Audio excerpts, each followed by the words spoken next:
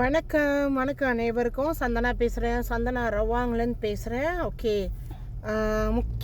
முக்கியமான தகவல் தான் கொண்டு வந்திருக்கேன். கேன்சர் பேஷண்ட்க்கு தயவு செய்து கேன்சருக்காரவங்க நம்ம நார்மலாக நம்மளுக்கு மருத்துவமனை தேவை, கண்டிப்பாக தேவை.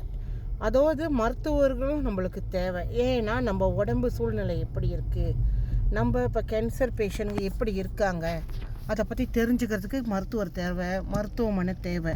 அதே நிமிஷம் ஒரே இடத்துல குண்டு சட்டிக்குள்ளே குதிரை ஓட்டக்கூடாதுனாங்களா, அந்த மாதிரி ஒரே இடத்துல உட்காந்து. ஏன்னா நிறையா பேர் என்கிட்ட ஃபோன் அடித்து பேசுகிறாங்க. இது என் புலன மொழியாக நிறையா பேர் இந்த தகவல் என்கிட்ட தெரிவிக்கிறாங்க.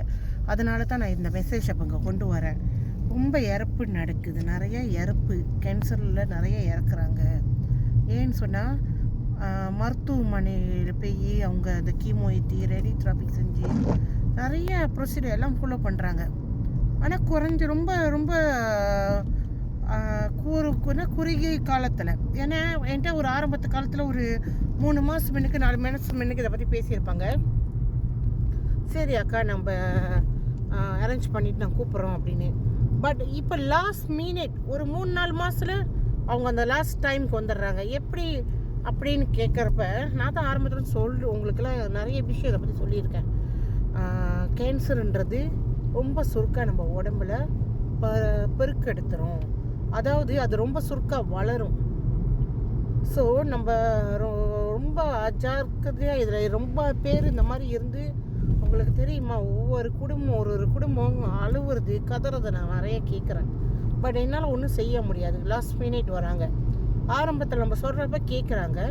பட் அப்புறம் அது அவங்க அலட்சியமாக அவங்க போய் மருத்துவமனையிலெல்லாம் செஞ்சுட்டு ஒன்றும் முடியல. இப்போ மருத்துவர் சொல்கிறாங்க ஒன்றும் செய்ய முடியல, இதுக்கு மேலே அவங்க சொந்தமாக நீங்கள் முடிவெடுங்க, ஏன்னா அவங்க இறக்க போகிறாங்க அப்படின்னு. இந்த டைமில் நம்மகிட்ட சொல்கிறப்ப நம்மளும் தெய்வம் கிடையாதுங்க, நம்மளும் மருத்துவர் கிடையாது. நம்ம இதுக்கு ஆலோசனை ஆரம்பத்துலேயும் நம்ம சொல்லிட்டோம். கேன்சர்னு தெரிஞ்சிருச்சுன்னா தயவு செஞ்சு லேட் ஆகாதீங்க, எனக்கு உடனே புலனம் பண்ணுங்க. நான் உங்களுக்கு அந்த வழிமுறைகளை சொல்லித்தரேன். நம்ம சப்ளிமெண்ட் சாப்பிட்ற முறையை சொல்லித்தரேன். நீங்கள் எப்படி சாப்பாடு ஃபாலோ பண்ணணும் அதை சொல்லித்தரேன். எப்படி மெயின்டைன் பண்ணணும், உங்கள் உடம்பை எப்படி சர்வீஸ் பண்ணணும், அதெல்லாம் நான் சொல்லித்தரேன். நான் கேன்சர் பேஷண்ட்டுங்க 2 to 3 ஸ்டேஜ். இன்றைக்கி நான் நல்லா இருக்கேன். நான் மட்டும் இல்லை, நிறையா பேர் கொண்டாடிச்சுக்கேன். இது நான் என் நெஞ்சை தட்டி சொல்லுவேன். இன்றைக்கி கூடிய ஒரு பேஷண்ட் உங்களுக்கு தெரியுமா, அவங்க ஒரு மருத்துவமனையில் காசு கட்டி கேன்சர் ஆப்ரேஷன் பண்ண போனவங்க. ஸோ அப்புறம் அவங்க என்கிட்ட பேசி அதெல்லாம் ஹோல்ட் பண்ணிவிட்டு நான் சொன்ன ஆலோசனையை கரெக்டாக கேட்டாங்க, செஞ்சாங்க. ஸோ நான் சொல்லிட்டேன், ஓகே இதுக்கு மேலே இது கேன்சர் கட்டி இல்லை, இதை நீங்கள் ஆப்ரேஷன் பண்ணி எடுங்கன்னு.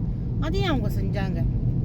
இப்போ அடுத்து மருத்துவர் வாயில் அந்த வார்த்தை, ஓகே நல்லா இருக்காங்க, ஒன்றும் இல்லை, அது உண்மையாக கேன்சரோட கட்டி இல்லை. இந்த மாதிரி நிறைய விஷயங்கள். அதே இடத்துல இன்னொரு கம்ப்ளைண்ட் அவங்க வச்சுருக்காங்க. என்னன்னா, ஆரம்பத்தில் நான் காசு கட்டி பார்த்த இடத்துல கேன்சர்னு சொன்னாங்கம்மா, ஆனால் இந்த மருத்துவமனை சொல்கிறாங்க கேன்சர் இல்லை உங்களுக்கு. அப்போ நான் என்ன சொன்னேன் அவங்ககிட்ட, அது கேன்சராக இருந்தால் இந்த இதுக்கு நான் உங்களுக்கு கொடுக்குற டைமுக்கு அது சரியாகும், அதாவது அந்த கட்டி அதை அழிக்கும் அப்படின்னு சொன்னேன். இந்த டைமிங்குள்ளார அதை அழிக்கலைன்னு சொன்னால் அது கேன்சர் கட்டி இல்லை, அதுக்கு கல் கட்டின்னு. அதே மாதிரி நடந்துச்சு. இன்றைக்கி பொழுது அவங்ககிட்ட சொல்கிறாங்க. அப்போ காசுக்கோசரம் என்கிட்ட அந்த வார்த்தை சொன்னாங்களான்னு எனக்கு தெரியலம்மா. பட் ஆனால் நீங்கள் பாருங்கள் இதுலேயும் எவ்வளோ விஷயம் இருக்குன்னு. அது தாங்க அவங்கவுங்க வேலையை அவங்கவுங்க செய்கிறாங்க. தயவு செஞ்சு நீங்கள் கொஞ்சம் யோசிங்க. கடவுள் நம்மளுக்கு 6 அறிவு படித்தது ஒரு விஷயத்தை யோசித்து ஒரு இடத்துல உட்காந்துட்டு இருக்கிறதில்ல. எல்லாமே கடவுள் படித்த படைப்பு தான். எல்லாத்தையும் பார்க்குறோம் கண்ணை கொண்டு, எல்லாத்தையும் கேட்குறோம் காது கொடுத்து. ஏன் நீங்கள் கேன்சருக்காரவங்க இப்படி அலட்சியமாக இருக்கீங்க? அப்புறம் லாஸ்ட் மினிட் என்கிட்ட கேட்குறீங்க. சில பேர் அழுகுறாங்க. என்னால் அதுக்கெல்லாம் பதில் சொல்ல முடியல. ஏன்னா அவங்கள அந்த டைமில் என்னால் ஏச முடியல. உண்மைக்கு சொன்னானே ஏசணும். அவங்கள எப்படியெல்லாம் ஏசணுமோ அப்படி நான் ஏசணும். ஏன்னா என்கிட்ட ஆரம்பத்தில் சொல்கிறப்ப நான் சொல்லிட்டேன் எல்லாத்தையும்.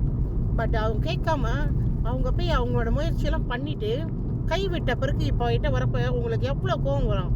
எனக்கு அவ்வளோ கோபமாக இருக்கும். ஆனால் அவங்களோட சூழ்நிலையில் அவங்க அழுகுறப்ப பாவமாக இருக்கும். நான் ஒன்றும் பேசுறதில்ல. ஸோ தயவு செஞ்சு அந்த இடத்துக்கு போகாதீங்க யாரும். எனக்கு புலனம் பண்ணுங்கள். நிறையா பேர் பார்க்குறீங்க, ஷேர் பண்ணுங்கள் இதை நிறைய பேருக்கு. என்னோடய புலனம் எண் வந்து கோசம் 6 29 கோசம் 4 818 சந்தனா.